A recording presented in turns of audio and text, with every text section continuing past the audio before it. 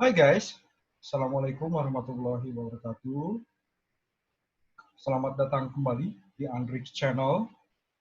Kali ini kita akan unboxing peraturan Menteri Keuangan nomor 89 PMK.010 2020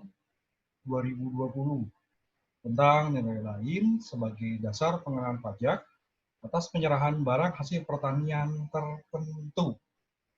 Oke guys, terima kasih telah like dan share ya. Jangan lupa subscribe, oke? Selamat menyaksikan.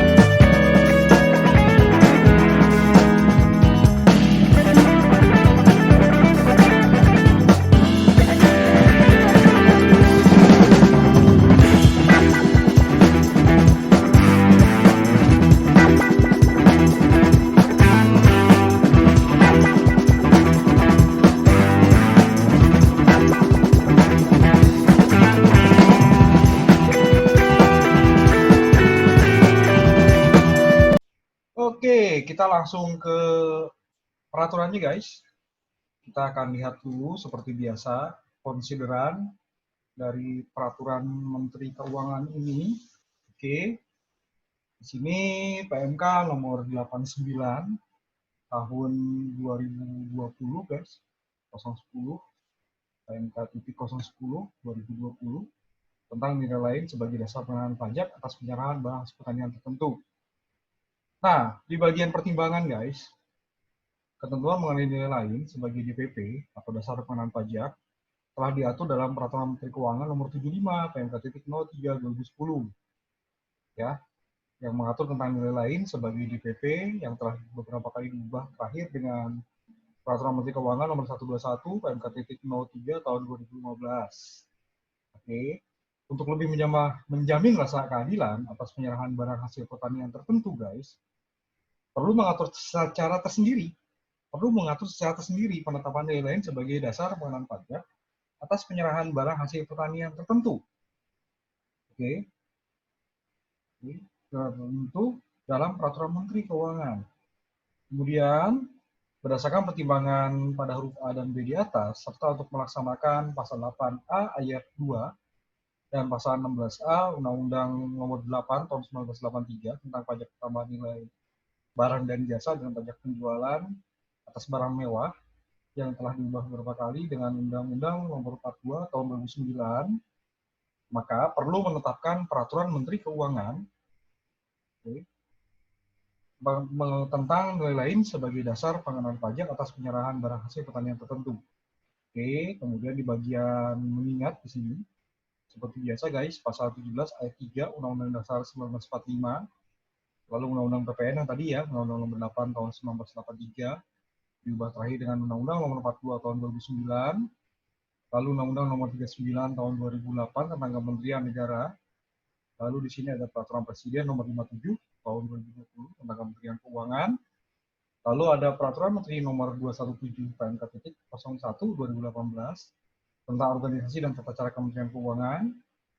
Oke, kemudian memutuskan menetapkan Peraturan Menteri Keuangan tentang nilai lain sebagai dasar pengenaan pajak atas penyerahan barang hasil pertanian tertentu. Oke, di pasal 1 guys, di sini ada istilah-istilah ya, apa yang dimaksud dengan barang kena pajak. itu adalah barang yang dikenai pajak berdasarkan Undang-Undang PPN, guys. Pengusaha kena pajak adalah pengusaha yang melakukan penyerahan BKP atau penyerahan JKP yang dikenai pajak berdasarkan Undang-Undang PPN lagi, guys. Oke. Lanjut, DPP adalah jumlah harga jual, penggantian, nilai impor, nilai ekspor, atau nilai lain yang dipakai sebagai dasar untuk menghitung pajak terutang. Harga jual adalah nilai berupa uang termasuk semua biaya yang diminta atau seharusnya diminta oleh penjual karena penyerahan BKP. Tidak termasuk PPN yang dipungut menurut Undang-Undang PPN dan potongan harga yang dicantumkan dalam faktur pajak. Lanjut lagi guys, nilai lain adalah nilai berupa uang yang ditetapkan sebagai dasar pengenaan pajak.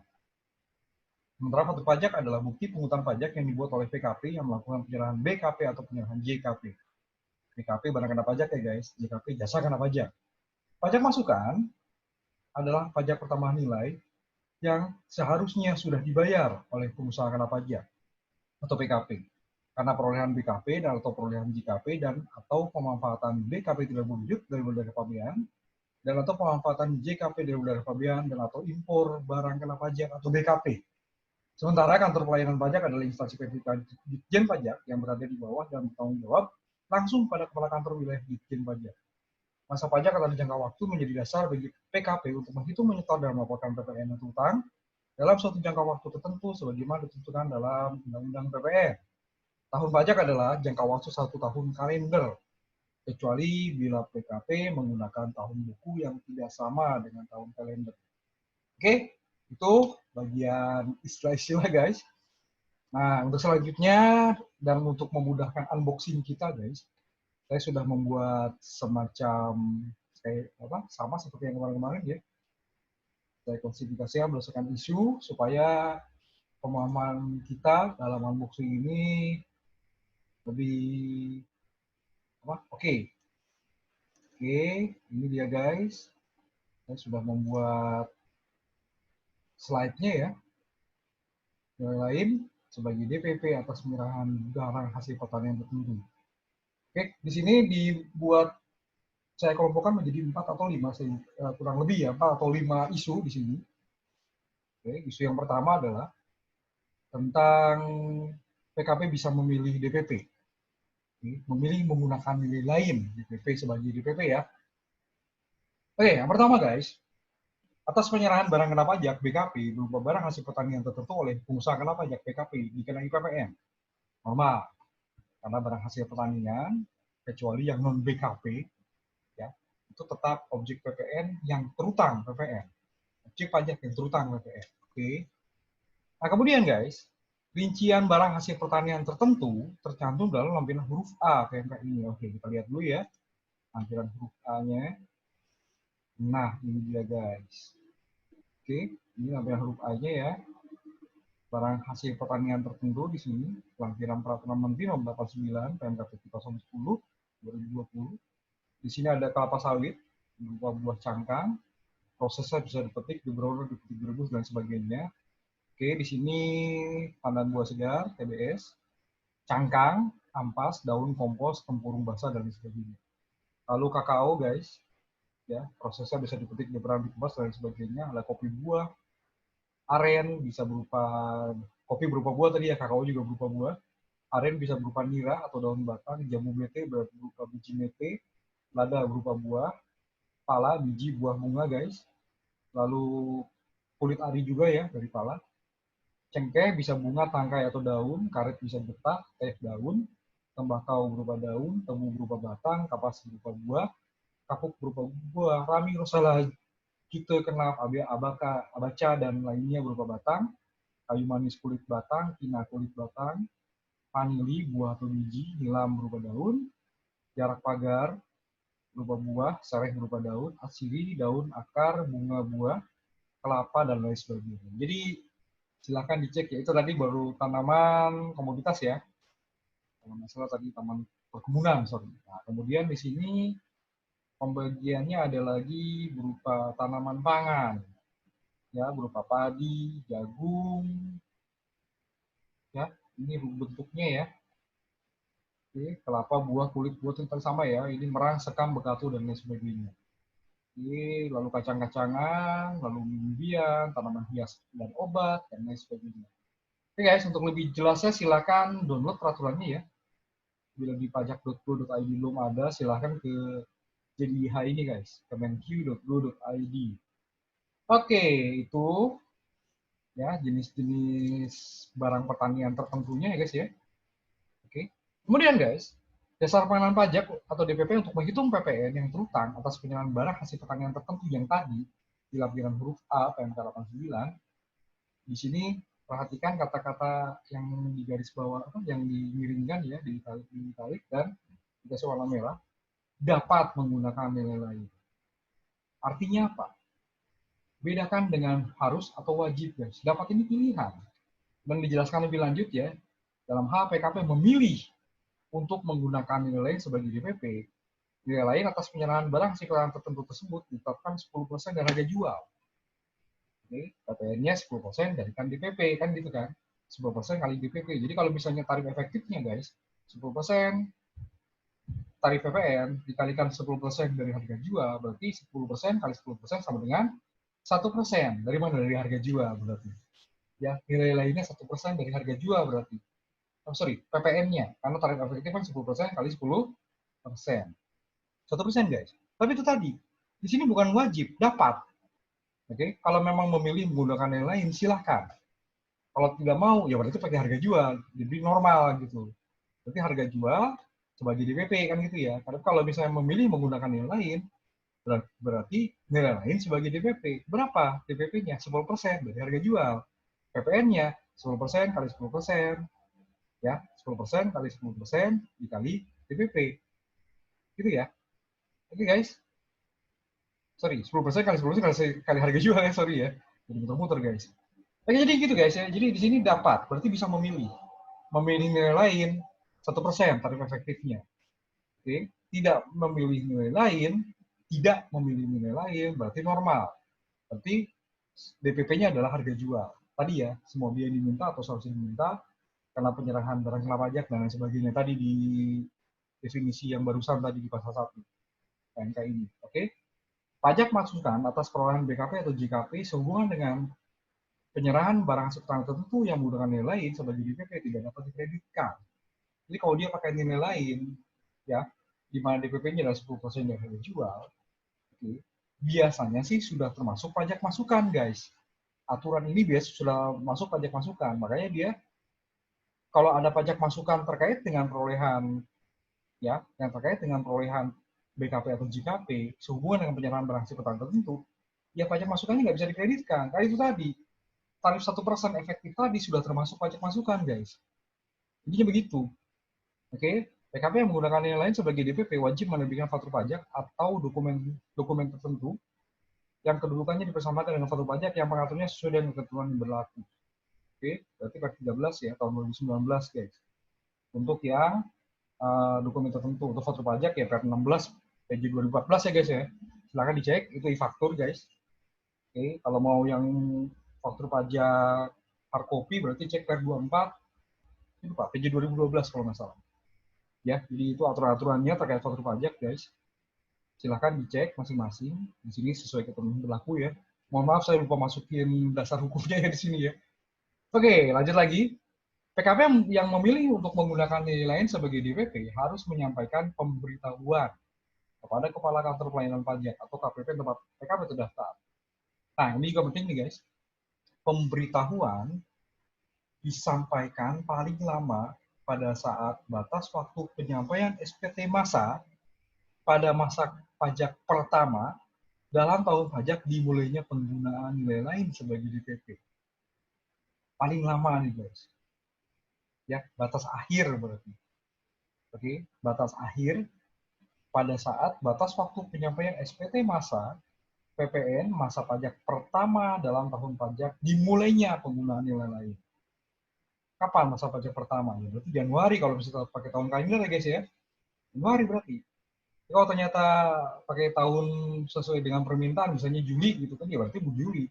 Tapi rata-rata saya pikir pakai tahun kalender ya guys ya. Jadi di sini guys yang harus kita perhatikan adalah ini paling lama guys pemberitahuannya. Jadi jangan nunggu sampai batas waktu penyampaian SPT masa PPN masa pajak pertama untuk penggunaan nilai lain ini. Kalau memang memilih untuk menggunakan nilai lain sebagai DPP, ya segera guys. Segera ya, pertama ini bikin draft pemberitahuannya dulu, nanti akan, kalau nggak salah ada contohnya ya, kemudian mulai hubungi KPP masing-masing. Oke, apakah sudah bisa atau belum. Nah, nanti tata caranya ada kok guys, bagaimana tata pemberitahuan. Oke, ini yang menggunakan nilai lain. Yang kedua guys, isu yang kedua adalah, bila ternyata menggunakan harga jual sebagai DPP gimana? Nah, PKP yang memilih untuk menggunakan nilai lain sebagai DPP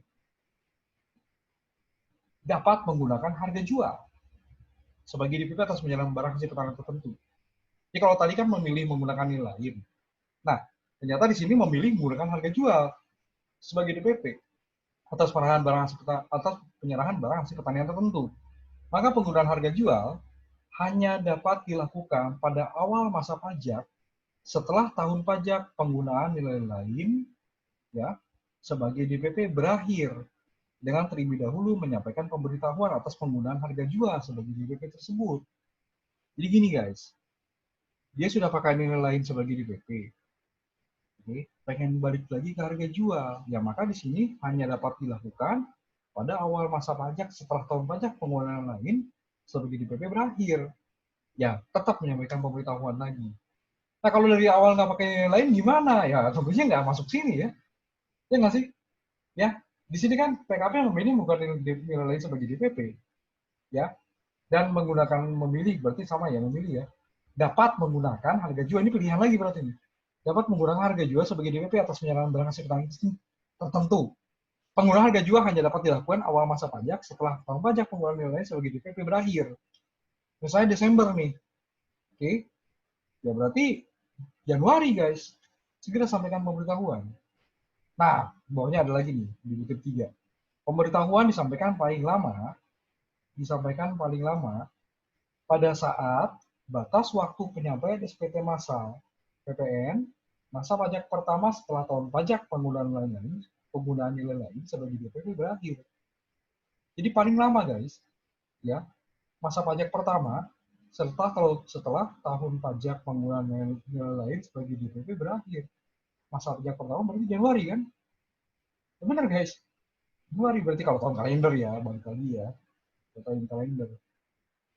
Tapi kalau misalnya memang ingin ya segera sampaikan dulu, siapkan draftnya, itu ya. Tapi di sini ada kata-kata beda sama yang tadi ya. Di sini ikat memang awal tahun setelah tahun pajak penggunaan yang lain berakhir. Ya, ikat memang awal tahun kalau yang ini. Tapi kalau yang atas tadi, ya kalau yang atas tadi pemberitahuan disampaikan paling lama batas waktu yang seperti masa tahun pajak pertama dimulainya penggunaan yang lain.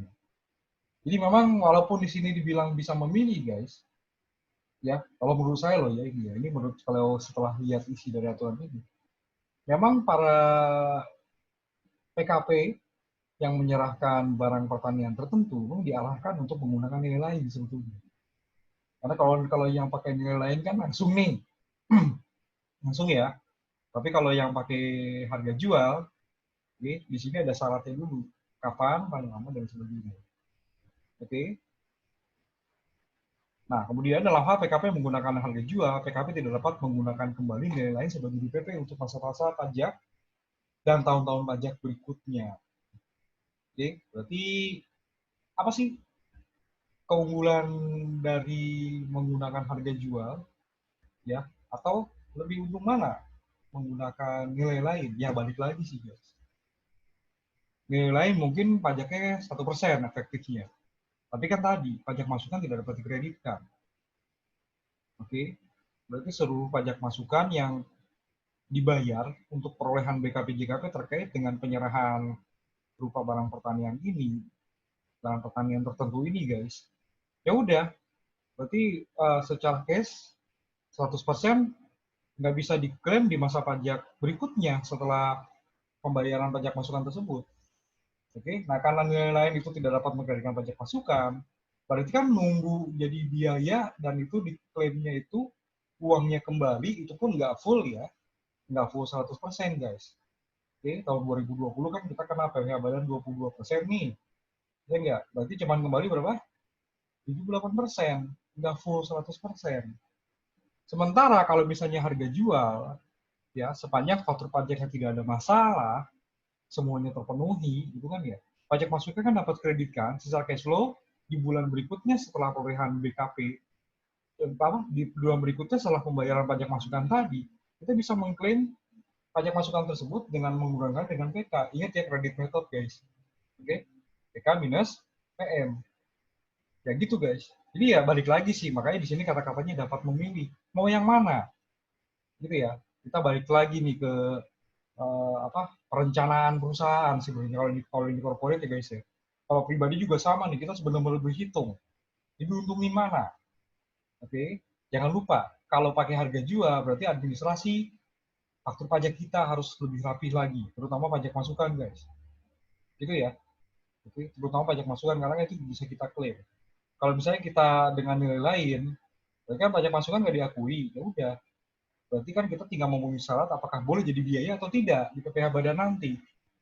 Gitu guys. Ya gitu ya. Oke. Nah ini dia kewajiban pemberitahuan guys. Topik berikutnya. Pemberitahuan baik menggunakan nilai lain maupun harga jual sebagai DPP yang tadi ya. Kedua-duanya harus pakai pemberitahuan.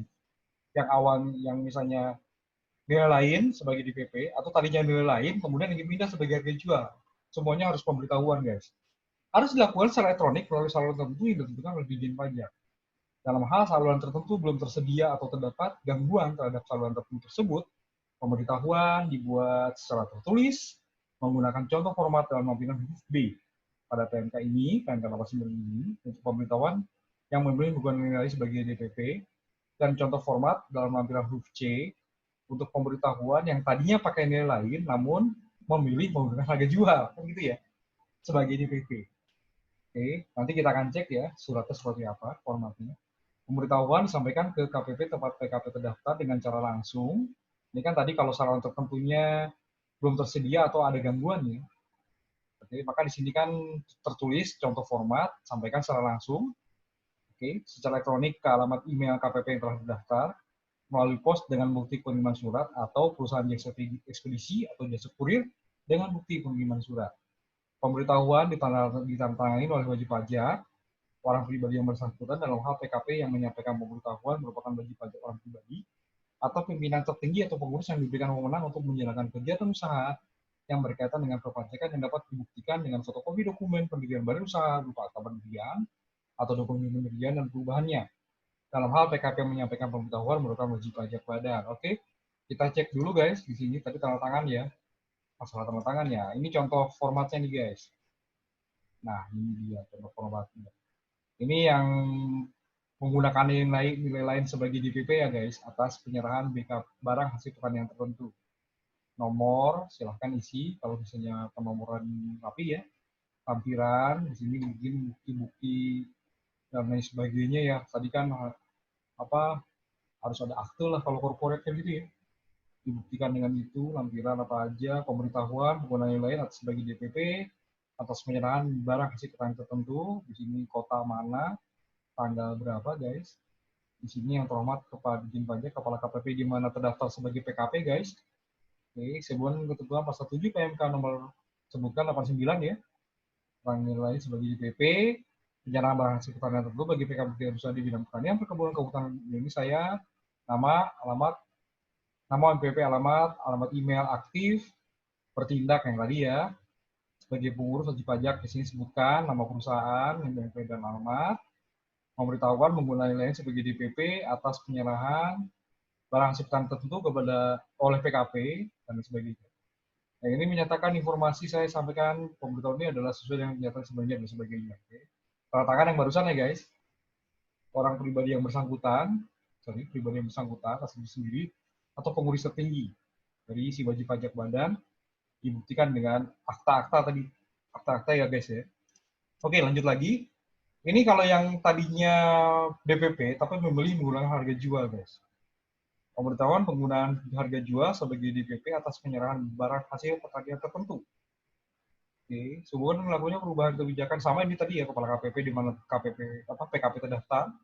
Sebelum melakukan perubahan kebijakan administrasi PPN wajib pajak terkait DPP atas penyerahan barang hasil pertanian tertentu dan memperhatikan ketentuan terkait perubahan dari penggunaan nilai lain menjadi harga jual sebagai DPP atas penyerahan barang hasil pertanian tertentu bagi PKP yang berkegiatan usaha di bidang pertanian, perkebunan, kehutanan. Sebagai diatur dalam pasal 8 PMK nomor 89 tentang ini. Dengan ini saya nama ya, pemberitahuan untuk menggunakan harga jual sebagai DPP atas penyerahan barang hasil pertanian tertentu oleh PKP tersebut di atas dimulai pada masa pajak, tahun pajak, sebutkan ya masa pajak kapan namanya, tidak akan mengulang kembali nilai sebagai DPP atas penyerahan barang hasil pertanian tertentu. Oke, tentukan sesuai dengan kenyataan yang sebenarnya dan lain sebagainya. Oke guys ya. Nah itu guys, jadi ini memilih untuk nilai lain atau yang tadinya nilai lain memilih harga jual. Silahkan isi guys dan ikuti di sini syarat-syaratnya ya. Oke, ini saya nggak tahu nih ya, apakah saluran tertentunya di BJP online sudah tersedia atau belum. Tapi kalau belum ya, segera siapkan formatnya guys. Ya, oke. Nah, cuman di sini nggak dijelasin ya. Kalau dia langsung harga jual gimana gitu loh. Ya nggak sih? Apa nggak usah pakai surat-suratan, biar aja kita pakai harga jual gitu ya. Oke, itu yang pertama. Itu yang paham, tahu aturan ini. Yang jadi masalah kan yang nggak tahu aturan ini guys. Ya nggak sih? Yang nggak tahu aturan ini nih guys. Yang masalah. Oke, lanjut lagi guys. Nah, ini kalau kepada badan usaha industri. Ya, tadi kan kalau istilahnya bisa aja mereka pengepul gitu ya. Nah, kita ini cek dulu nomor 1 guys. Atas penyerahan barang hasil pertanian tertentu yang menggunakan nilai lain sebagai DPP kepada badan usaha industri yang melakukan pengolahan. Oke, berarti fabrikasi ya, barang hasil pertanian, perkebunan, dan kehutanan dilakukan pemungutan PPN. Ya, normal memang. Nah, yang ini guys. Badan usaha industri yang melakukan pengolahan barang hasil pertanian, perkebunan, dan kehutanan yang memperoleh barang hasil pertanian tertentu dari PKP yang dalam penyerahannya menggunakan nilai lain sebagai DPP ditunjuk sebagai pemungut PPN. Nah, ini guys nih. Jadi mereka jadi kayak wapu PPN. Wapu PPN sih jelas ya guys. Ya, badan usaha industri pengolahan guys. Barang hasil pertanian, perkebunan, kehutanan. Mereka ditunjuk sebagai pemungut PPN. Nah, ini berarti dua pihak nih. Yang melakukan nilai lain berarti pengusaha yang menyerahkan barang hasil pertanian tertentu, okay, dan badan usaha industri pengolahan, dan mereka wapu. Nah ini ya makanya rame ya guys ya. Aturan ini kan bikin bagi mereka yang ada di bidang-bidang ini kan jadi bikin heboh guys. Ya, yang pertama pihak yang menyerahkan, yang kedua industri yang ditunjuk sebagai wapu PPN guys. Cuman ya ini belum, ini kan baru konsep seperti apa jadinya ke depannya, prakteknya seperti apa gitu ya. Tapi kalau melihat yang tadi belum tersedia salurannya, maka ya tertulis dulu, ya itu dulu guys buat para pihak yang menyerahkan barang hasil pertanian tertentu. Sementara buat badan usaha industri pengolahan hasil pertanian, perkebunan, kehutanan, nah teknis pemungutan PPN-nya ini nih yang harus, karena kan di sini dibilang ya, badan usaha industri melakukan pengolahan barang hasil pertanian, perkebunan, kehutanan yang memperoleh barang hasil pertanian tertentu dari PKP dalam penyerahannya menggunakan nilai lain sebagai DPP ditunjuk sebagai pemungut PPN. Jadi ini mereka nih para wajib pajak badan usaha industri pengolahan barang hasil pertanian perkebunan kehutanan ini harus aktif nanya nasib saya gimana gitu ya. Kan di sini kan ditunjuk sebagai pemungut nih. Ini harus jelas nih guys, harus jelas nih. Karena kalau sebagai wapu dia tidak memungut, artinya gini guys, ingat ya, kan kalau mekanisme normal kan penjual yang mungut, kalau wapu, transaksi wapu, berarti kan pembeli yang mungut PPN guys. Oke, jangan sampai gara-gara nggak paham aturan ini atau nggak tahu atau baru tahu gitu ya, sudah jalan peraturannya dan badan usaha industri pengolahan barang hasil pertanian perkebunan kehutanan ini nggak tahu aturan ini, bisa kena sanksi loh dia, karena dia ditunjuk sebagai wapu.